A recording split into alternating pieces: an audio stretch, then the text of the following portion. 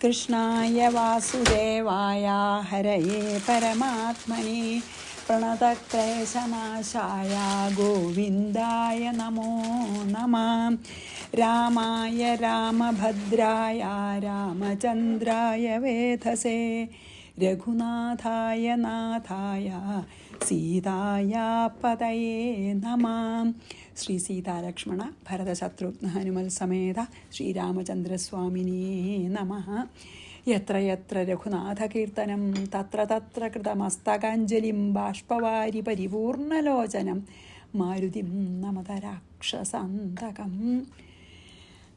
അപ്പം ഞാൻ വിചാരിച്ചു ഇതിൽ നമുക്ക് ആ ബ്രഹ്മാവിൻ്റെ മുമ്പിൽ പ്രത്യക്ഷപ്പെട്ട ഭഗവാന്റെ ആ വിവരണം മലയാളത്തിൽ നമുക്ക് എങ്ങനെയാണ് എഴുത്തച്ഛൻ ചൊല്ലിയെന്നുള്ളതും അത് കഴിഞ്ഞ് പ്രത്യക്ഷപ്പെട്ടപ്പോൾ എന്താണ് ബ്രഹ്മസ്തുതി എന്നൊന്ന് ഞാൻ ഇവിടെ വായിക്കാം. അത് വെറും മലയാളമാവുകൊണ്ട് അത് നല്ല ഇതാണ്. അപ്പോൾ അതും കൂടി വായിച്ചിട്ട് നമുക്ക് 16ാമത്തെ ശ്ലോകത്തിലേക്ക് പോവാം. ഇതിൽ എന്താ പറഞ്ഞിരിക്കണറിയോ, പുരുഷ സൂക്തം കൊണ്ട് ബ്രഹ്മാവ് സ്തുതിച്ചു എന്ന് പ്രത്യേകം പറയുന്നുണ്ട്. നോക്കൂ, ഭാവനയോടും കൂടി പുരുഷ സൂക്തം കൊണ്ടു ദേവനെ സേവിച്ചിരുന്നിടിനൻ വഴി പോലെ. അപ്പോഴോ അന്നേരമൊരു 10,000 ആദിത്യന്മാർ ഒന്നിച്ചു കിഴക്കുതിച്ചുയരുന്നതുപോലെ പത്മസംഭവൻ തനിക്കൻപോടു കാണായി വന്നു പത്മലോചനനായ പത്മനാഭനെ മോദാൽ. മുക്തന്മാരായുള്ളൊരു സിദ്ധയോഗികളാലും ദുർദശമായ ഭഗവത് രൂപം മനോഹരം. ഇനി ഭഗവാന്റെ ആ രൂപത്തിൻ്റെ വിവരണം എന്താ? എന്തൊരു ഭംഗിയാണ്! ചന്ദ്രികാ മന്ദസ്മിത സുന്ദരാനന പൂർണ്ണ ചന്ദ്രമണ്ഡല മരവിന്ദലോചനം ദേവം ഇന്ദ്രനീലാഭം പരമിന്ദിരാ മനോഹര മന്ദിരവക്ഷസ്ഥലം വന്ദ്യമാനന്ദോദയം വത്സലാഞ്ചന വത്സം പാദപങ്കജ ഭക്തവത്സലം സമസ്തലോകോത്സവം സൽസേവിതം മേരുസന്നിഭ കിരീടോദ്യൽ കുണ്ടല മുക്താഹാരകേയൂരാംഗദ കടക സൂത്ര വലയാങ്കുലീയകാദ്യ അഖില വിഭൂഷണ കലിത കളേബരം കമലാ മനോഹരം. ഇനി അത്ര തന്നെ ഭംഗിയുണ്ട് ബ്രഹ്മന് സ്തുതി. കുറച്ചെങ്കിലും ചെയ്യാം, മുഴുവനില്ലെങ്കിലും കുറച്ചെങ്കിലും വായിക്കാം. എങ്ങനെയാണ് ബ്രഹ്മാവ് സ്തുതിക്കണേ? പരമാനന്ദമൂർത്തെ ഭഗവൻ ജയ ജയ മോക്ഷകാമികളായ സിദ്ധയോഗീന്ദ്രന്മാർക്കും സാക്ഷാൽ കൺമതിന്നരൂതാതൊരു പാദാംബുജം നിത്യവും നമോസ്തുതേ നിത്യവും നമോസ്തുതേ. സത്യജ്ഞാനാനന്ദാനന്ദാമൃതാദ്വയമേകം നിത്യവും നമോസ്തുതേ കരുണാജലനിധേ. വിശ്വത്തെ സൃഷ്ടിച്ചു രക്ഷിച്ചു സംഹരിച്ചിടും വിശ്വനായക പോറ്റി നിത്യവും നമോസ്തുതേ. സ്വാധ്യായ തപോദാന യജ്ഞാദി കർമ്മങ്ങളാൽ സാധ്യമല്ലൊരുവനും കൈവല്യം ഒരു നാളും. മുക്തിയെ സിദ്ധിക്കണമെങ്കിലോ ഭവൽപാദ ഭക്തി കൊണ്ടൊഴിഞ്ഞു മറ്റൊന്നിനാൽ ആവതില്ല. നിന്തിരുവടിയുടെ ശ്രീപാദാംബുജദ്വന്ദ്വം അന്തികെ കാണായി വന്നീതെനിക്കു ഭാഗ്യവശാൽ. സത്വചിത്തന്മാരായ താപസശ്രേഷ്ഠന്മാരാൽ നിത്യവും ഭക്ത്യാ ബുദ്ധ്യാ ധരിക്കപ്പെട്ടോരു നിൻ പാദപങ്കജങ്ങളിൽ ഭക്തി സംഭവിക്കണം ചേതസി സദാകാലം ഭക്തവത്സലാ പോറ്റി. അവിടെ നിർത്താൻ ഞാൻ ഭക്തി തരണം എന്ന് പറഞ്ഞ് നിർത്തുകയാണ്. എന്തൊരു ഭംഗിയാണ്! അപ്പം ഇതാണ് ബ്രഹ്മാവിൻ്റെ സ്തുതി എന്ന് നമുക്ക് പറഞ്ഞിട്ട് നമുക്ക് ശരിക്കുള്ള നമ്മുടെ അധ്യാത്മരാമായണത്തേക്ക് തിരിച്ചു പോവാം. 16ാമത്തെ ശ്ലോകമാണ് നമുക്ക് ചെയ്യേണ്ടത്. 15 ചെയ്തു. അതായത് പിന്നെന്താണ്, ഭഗവാൻ സൃഷ്ടിസ്ഥിതി സംഹാരം ചെയ്യുന്നുണ്ടെങ്കിലും അതിൽ നിന്ന് വിട്ടും നിൽക്കുന്ന ആളാണെന്നാണ് 16 പറഞ്ഞത്. 15 ഇനി 16. തഥാ ശുദ്ധിർന ദുഷ്ടാനാം നാനാധ്യേന കർമ്മഭി ശുദ്ധാത്മാ തേ യശസി സദാ ഭക്തിമതാ യഥാ. തേ യശസി അതായത് അങ്ങയുടെ യശസ്സിൽ സദാ ഭക്തിമതാം എപ്പോഴും ഭക്തിയുള്ളവർക്ക് യഥാ ശുദ്ധാത്മത, എപ്രകാരം ശുദ്ധാന്തഃകരണത്വം, അതായത് എപ്രകാരം ശുദ്ധാത്മ എന്ന് പറഞ്ഞാൽ അങ്ങേല് ഭക്തിയുള്ള ഒരു അന്ധക്കരണം ശുദ്ധമായി തീരും. അതായത് ഭഗവാനിൽ ഭക്തി ഉണ്ടാച്ചോട്ടെ, ആത്മാർത്ഥ ഭക്തി ഉണ്ടെങ്കിൽ തന്നെ നമ്മുടെ മനസ്സ് ശുദ്ധാവും. ദാനാധ്യയന കർമ്മഭി, അപ്പം ദാനം അധ്യയനം പഠിക്കുക, ഇതൊക്കെ വായിക്കുകയൊക്കെ ചെയ്യാം. കർമ്മങ്ങളാൽ തഥാ ശുദ്ധി, ആ വിധം ശുദ്ധി ദുഷ്ടാനാം ദുഷ്ടന്മാർക്കുണ്ടാകുന്നില്ല. അതായത് ഭക്തി ഉണ്ട് അങ്ങയിൽ വെച്ചാൽ അവരുടെ മനസ്സ് വേഗം ശുദ്ധാവും. ഭക്തി ഇല്ലാത്തവരെ എത്രയൊക്കെ വായിച്ചും പഠിച്ചിട്ടും ശാസ്ത്രങ്ങളൊന്നും ആയിട്ടും അതുപോലെ മനസ്സ് ശുദ്ധാവാൻ വളരെ വിഷമാണെന്നാണ് പറയണത്. ഭക്തി കൊണ്ട്, അതായത് ഭക്തി കൊണ്ട് എന്താ പറയാൻ കാരണം വെച്ചാൽ ഭക്തി കൊണ്ട് നമുക്ക് ശരണാഗതി നമ്മൾ അടയും. അതായത് അഹങ്കാരം ഇല്ലാതെയാവും. ആത്മാർത്ഥമായിട്ടുള്ള ഭക്തിയുള്ളവർക്ക് എല്ലാം ഭഗവാനാണ് നിശ്ചയിക്കണത്, എല്ലാം ഭഗവാന്റെ ശക്തി കൊണ്ടാണ് നടക്കുന്നത്, എല്ലാം ഭഗവത് കൃപ കൊണ്ട് മാത്രമാണ് സംഭവിക്കണം എന്നുള്ള ബോധ്യം ഉണ്ടാവും. ആ ശരണാഗതി മനോഭാവം ഉണ്ടാവുമ്പോൾ മനസ്സ് ശുദ്ധാവും. ഭക്തി ഇല്ലാത്തവർക്ക് ആ അഹങ്കാരം മാറാൻ വളരെ വിഷമാണ്. അഹങ്കാരം മാറാതെ ഹൃദയം ശുദ്ധാവില്ല. അതുകൊണ്ടാണ് അങ്ങനെ പറയുന്നത്. 16 തഥാ ശുദ്ധിർന ദുഷ്ടാനാം ദാനാധ്യയന കർമ്മഭി ശുദ്ധാത്മാ തേ യശസി സദാ ഭക്തിമതാ യഥാ. ഇനി 17 അതസ്തവാഘ്രിർമേ ദൃഷ്ടശ്ചിത്തദോഷാപനുത്തയേ സദ്യോന്തർഹൃദയേ നിത്യം മുനിഭി സാത്വതൈർവൃതഃ. അതുകൊണ്ട് സാത്വതൈ മുനിഭി, അതായത് സാത്വികന്മാരായ മുനികളാൽ, വൃതഃ അതായത് അംഗീകരിക്കപ്പെട്ടവനും, അന്തർഹൃദയെ അവരുടെ ഹൃദയത്തിൻ്റെ ഉള്ളിൽ, സദ്യ ദൃഷ്ട പെട്ടെന്ന്, സദ്യം പെട്ടെന്ന്, അതായത് ഉടനെ, സദ്യോമുക്തി പറഞ്ഞാൽ പെട്ടെന്നുള്ള മുക്തിക്കാണ് പറയുക. സദ്യോമുക്തി പറഞ്ഞാൽ എന്താ, നമുക്ക് ക്രമമായിട്ടല്ല, അപ്പം തന്നെ ഇൻസ്റ്റൻറ്റ് ആയിട്ടുള്ളതിനാണ്, അപ്പം തന്നെ ഉള്ളതിനാണ് സദ്യ ദൃഷ്ട, അപ്പം തന്നെ കാണപ്പെട്ടതുമായ തവ അഘ്രി അങ്ങയുടെ പാദം മേ ചിത്തദോഷാപനുത്തയെ എൻ്റെ ചിത്തദോഷം നശിപ്പിക്കുന്നതിനായിക്കൊണ്ട് ഭവിക്കട്ടെ. അതാണ് പറയുന്നത്. എന്തറിയോ, ഈ ഭക്തന്മാരായിട്ടുള്ള അല്ലെങ്കിൽ സാത്വികന്മാരായിട്ടുള്ള മുനികളെ ആരെയാണ് ആശ്രയിക്കുന്നത്?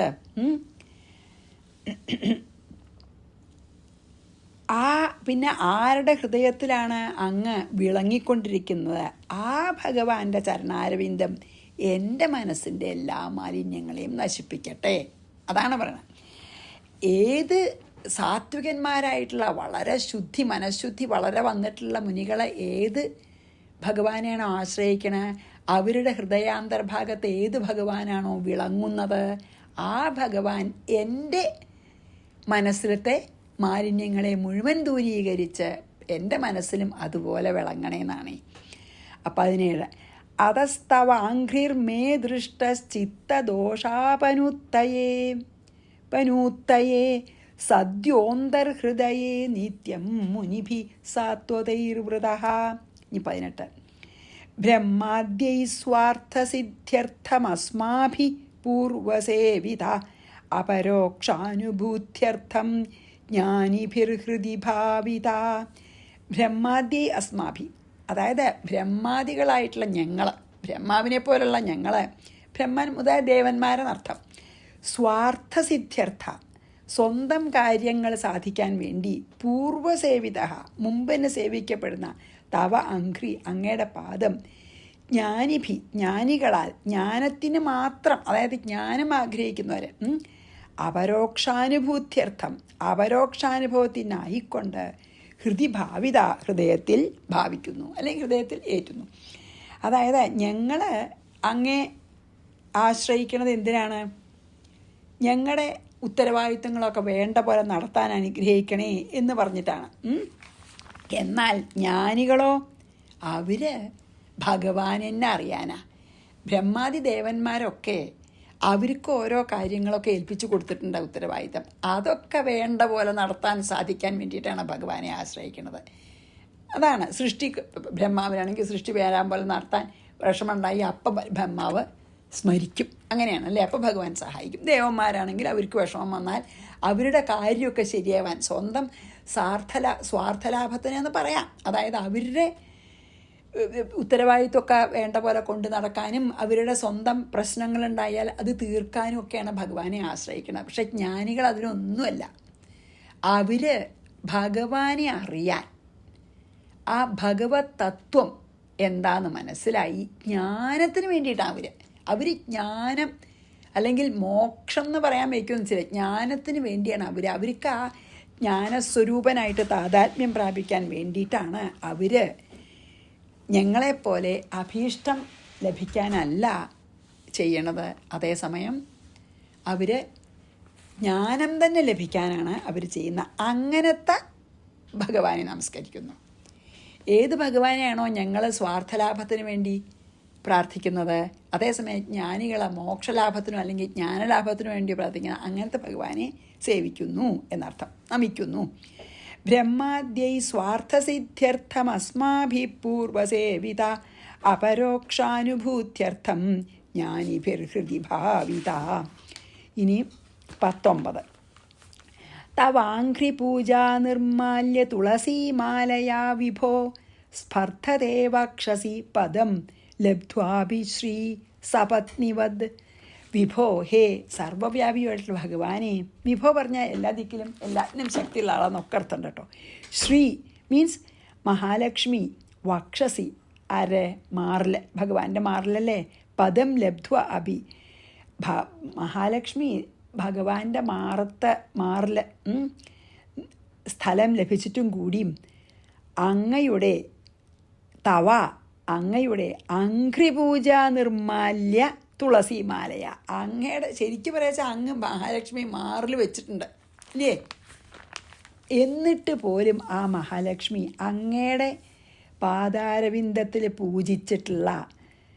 പൂജിച്ച് കഴിഞ്ഞ ആ നിർമാല്യമായിട്ടുള്ള തുളസിമാലയോട് സപത്നിവത്, സപത്നി എന്ന പോലെ സ്പർദ്ധിക്കുന്നു. തമാശയാണ്. എന്താ അറിയോ, ലക്ഷ്മി ദേവിക്ക് സ്വന്തമായിട്ട് സ്വന്തം മാറന്നെ തീര് കൊടുത്തിരിക്കണു ഇല്ലേ. ലക്ഷ്മി ദേവിക്ക് തീര് കൊടുത്തു ഭഗവാൻ. ഇഷ്ടം പോലെ ലക്ഷ്മി ദേവിയുടെ അതായത് വിഹാരസ്ഥലമാണ് ഭഗവാന്റെ മാറ്. അത് കൊടുത്തിട്ട് പോലും ഈ ഭക്തന്മാർ പിന്നെ ചാർത്തിയ തുളസിമാലോട്, അതായത് എന്താ അറിയോ, തുളസിമാലയും കഴുത്തിലുണ്ട്. ഇപ്പോൾ വനമാലയിലൊക്കെ വെച്ചാൽ തുളസി ഉണ്ടല്ലോ, തുളസിമാല പ്രധാനമല്ലേ ഭഗവാനെ. അപ്പോൾ ഭക്തന്മാർ തുളസി മാലയാക്കി കെട്ടി ഭഗവാനെ അണിയിക്കും.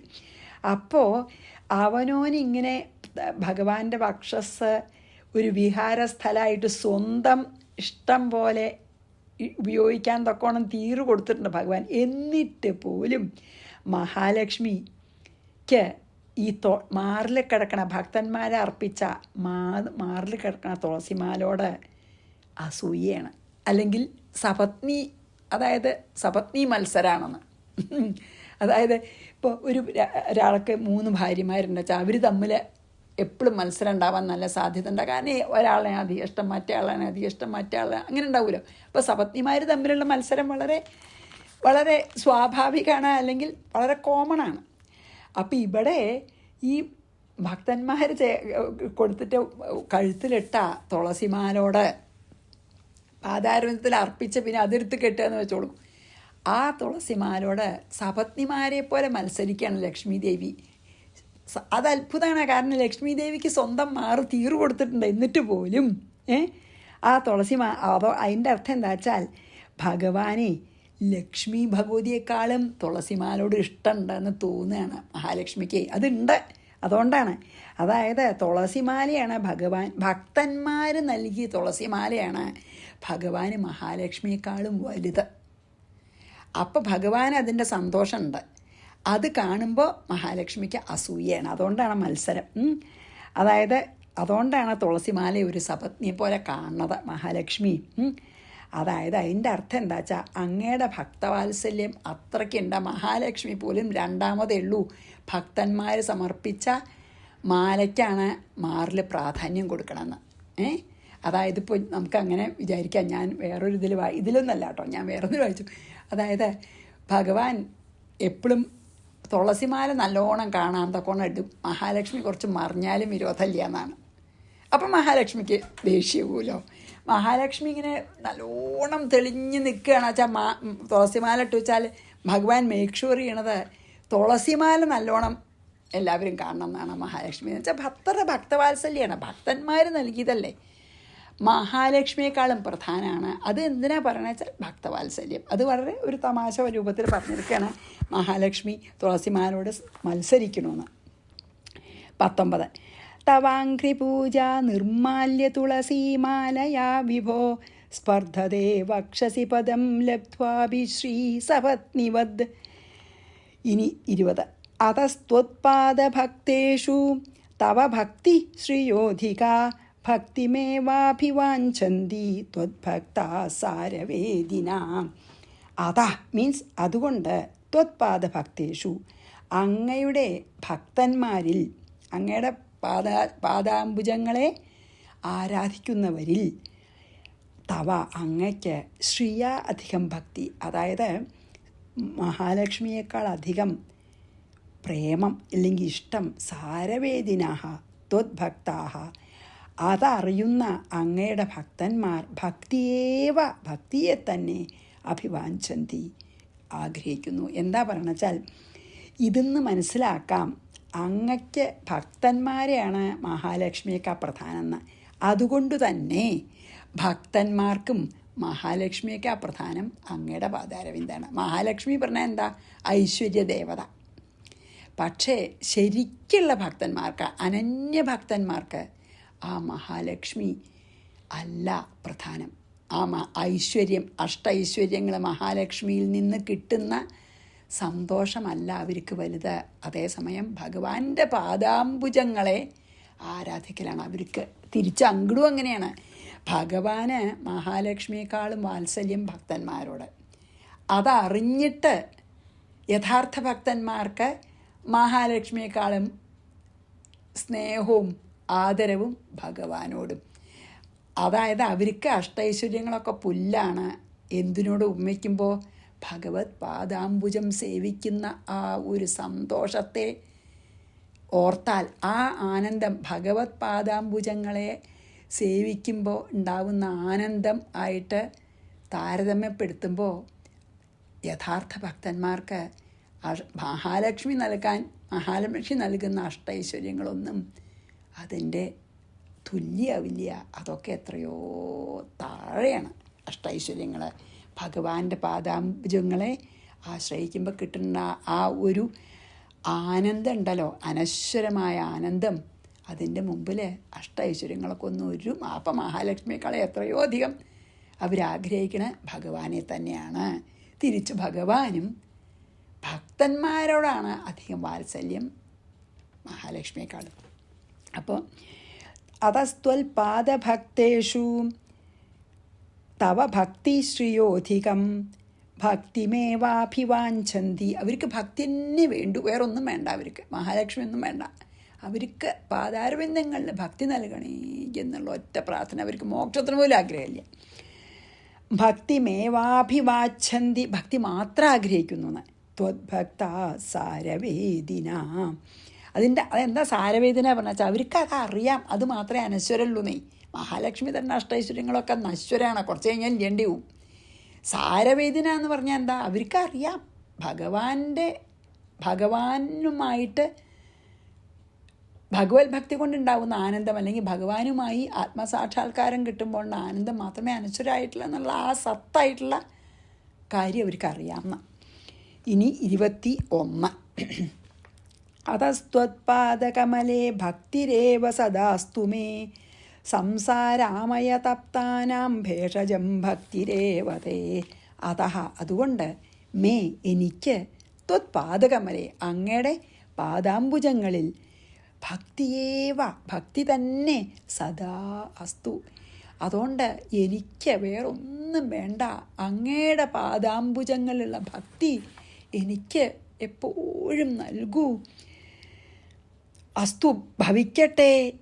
അതായത് എനിക്ക് അങ്ങയുടെ പാദാംബുജങ്ങളിലുള്ള ഭക്തി എനിക്ക് നൽകൂ. അതുകൊണ്ട് ഈ പറഞ്ഞ കാരണങ്ങൾ കൊണ്ട് സംസാരമയ തപ്താനാം, ഈ സംസാരമാകുന്ന ഈ കടലിൽ ഞങ്ങൾ തപിക്കുകയാണ്, ദുഃഖിക്കുകയാണ്. ഈ സംസാര ദുഃഖങ്ങൾ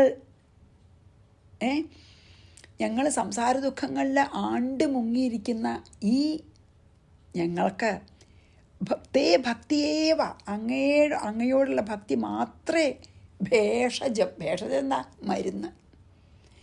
ഈ സംസാര രോഗത്തിന് ഒരേ ഒരു മരുന്നേ ഉള്ളൂ എന്ന് ഞങ്ങൾക്ക് ബോധ്യമുണ്ട്. എന്താ? അങ്ങയുടെ പാദത്തിലുള്ള ഭക്തി. അതുകൊണ്ട് ഞങ്ങൾക്ക് അങ്ങയുടെ പാദങ്ങളിൽ അനന്യമായ ഭക്തി തരണേ എന്നാണ് പ്രാർത്ഥിക്കണം. അത് വളരെ നല്ലൊരു പ്രാർത്ഥനയോട് കൂടി നമുക്ക് വേണമെങ്കിൽ ഒന്നും കൂടി ചെയ്യാൻ സമയമുണ്ട്. അപ്പോൾ എന്താണ് അവസാനം ഇതിൽ പറഞ്ഞതുണ്ടോ? വേറൊന്നും വേണ്ട. ഇപ്പറഞ്ഞ കാരണങ്ങൾ കൊണ്ട് ഞങ്ങൾ വേറെ ഒന്നിനും ആഗ്രഹിക്കുന്നില്ല. അങ്ങയുടെ പാദപങ്കജങ്ങളിലുള്ള അനന്യമായ ഭക്തി, ഏകാന്ത ഭക്തി ഞങ്ങൾക്ക് നൽകി അനുഗ്രഹിക്കൂ. കാരണം അത് മാത്രമേ ഈ സംസാര രോഗത്തിന് ഒരു ഔഷധമായിട്ടുള്ളൂ എന്ന് ഞങ്ങൾക്ക് ഉറപ്പുണ്ട്. ഈ സംസാരസാഗരേ മഗ്നം ദീനമ്മാം കരുണാനിധേ എന്ന് ഭാഗവതത്തിലുണ്ടല്ലോ. സംസാരസാഗരത്തിൽ കടന്ന് ദീനന്മാരായിട്ടുള്ള ഞങ്ങൾക്ക് ഈ ഒരു ഔഷധമേ ഉള്ളൂ. എന്താ? ഭഗവത് പാദാംബുജ ഭക്തി. ഭഗവാന്റെ ആ താമര പോലുള്ള പാദങ്ങളിലുള്ള അനന്യമായ ഭക്തി മാത്രമേ ഔഷധമായിട്ടുള്ള കൊണ്ട് തരൂന്ന്. 22 ഇതി ബ്രുവന്തം ബ്രഹ്മാണം. അതും കൂടി ചെയ്യാട്ടോ. ഇതി ബ്രുവന്തം ബ്രഹ്മാണം ബഭാഷേ ഭഗവാൻ ഹരി കിം കരോമീതി തം വേദ പ്രത്യുവാചാതി ഹർഷിത. ഇനി നമുക്ക് എന്താ പറയണ? ഇതി ബ്രുവാണ്. ഇപ്രകാരം പറയുന്ന ബ്രഹ്മാവിനോട് കിം കരോമി ഇതി, ഞാൻ എന്തു ചെയ്യണമെന്ന് ഭഗവാനായ ഹരി ബഭാഷേ പറഞ്ഞു. വേദാഹ മീൻസ് ബ്രഹ്മാവ്, വിധി എന്ന് പറഞ്ഞ ബ്രഹ്മാവാണല്ലോ. അപ്പോൾ ബ്രഹ്മ അതിഹർഷിത, വളരെ സന്തുഷ്ടനായിട്ട് പ്രത്യുവാച മറുപടി പറഞ്ഞു. അതായത് ഇങ്ങനെ ഇങ്ങനെയൊക്കെ ബ്രഹ്മാവ് സ്തുതിച്ചപ്പോൾ ആ ബ്രഹ്മാവിനോട് ഭഗവാൻ ഞാൻ എന്താണ് ചെയ്യേണ്ടതെന്ന് ചോദിച്ചു. ഓക്കെ, ഇതൊക്കെ പറഞ്ഞു. എന്നിട്ട് സ്തുതിച്ചു അല്ലേ? ഭൂമിയിൽ ഭാരധികായി അതുകൊണ്ടാണ് വന്നതെന്നൊക്കെ പറഞ്ഞു. ദുഷ്ടനായിട്ടുള്ള രാവണനെ പോലുള്ളവരെ ഭൂമിയുടെ വല്ലാതെ ഉപദ്രവിക്കണു എന്ന് പറഞ്ഞ് സ്തുതിച്ചു. ഭക്തി തരണേന്നും പറഞ്ഞ് സ്തുതിച്ചു. അത് കഴിഞ്ഞപ്പോൾ ഉടനെ പറഞ്ഞു, ഓക്കെ നിങ്ങൾ വന്നൂല്ലോ അപ്പോൾ ഇവിടെ, ഞാൻ എന്താ നിങ്ങൾക്ക് വേണ്ടി ചെയ്യേണ്ടത് ചോദിച്ചു. അത് ഇതിൽ പറഞ്ഞിട്ടില്ല. ഇനിയും ആദ്യം ബ്രഹ്മാവിൻ്റെ മറുപടി തന്നെ പറയണം കേട്ടോ. ഈ ഒരു ശ്ലോകത്തിൽ ബ്രഹ്മാവിൻ്റെ ഈ സ്തുതി കേട്ട് ഭഗവാൻ ബ്രഹ്മാവിനോട് പറഞ്ഞു, ഞാൻ എന്താണ് അങ്ങയ്ക്ക് വേണ്ടി ചെയ്യേണ്ടത് എന്ന് ചോദിച്ചു. അപ്പം ബ്രഹ്മാവ് ഭഗവാൻ എന്താണെന്ന് ചെയ്യേണ്ടതെന്ന് ചോദിച്ചപ്പോൾ അതിന് മറുപടിയായിട്ട് പറയണത് നമുക്ക് നാളെ നോക്കാം. ഏത്? ബ്രഹ്മാവ് വളരെ സന്തുഷ്ടനായിട്ട് ഭഗവാൻ എന്താ വേണ്ട ചോദിച്ചില്ലേ, അതിന് മറുപടിയാണ് 23. അപ്പോൾ നമുക്ക് 22 ചൊല്ലി നമുക്കിവിടെ നിർത്താം. ഇതി ബ്രുവന്തം ബ്രഹ്മാണം ബഭാഷേ ഭഗവാൻ ഹരി കിം കരോമീതി തം വേദ പ്രത്യുവാചാതിഹർഷിത. പ്രത്യുവാച മീൻസ് മറുപടി പറഞ്ഞു ബ്രഹ്മാവ്. ഭഗവാൻ എന്താ ചെയ്യേണ്ടത് ചോദിച്ചപ്പോൾ പ്രത്യുവാച അതിഹർഷിത, അതായത് വളരെ സന്തോഷത്തോടു കൂടി പ്രത്യുവാച റിപ്ലൈ, അതായത് മറുപടി പറഞ്ഞു എന്ന് പറഞ്ഞ് നിർത്താം. ശ്രീകൃഷ്ണാർപ്പണമസ്തു. സർവത്ര ഗോവിന്ദനാമ സങ്കീർത്തനം. ഗോവിന്ദ ഗോവിന്ദ. ശ്രീ സീതാലക്ഷ്മണ ഭരതശത്രുഘ്ന ഹനുമൽ സമേത ശ്രീരാമചന്ദ്രസ്വാമിനേ നമഃ.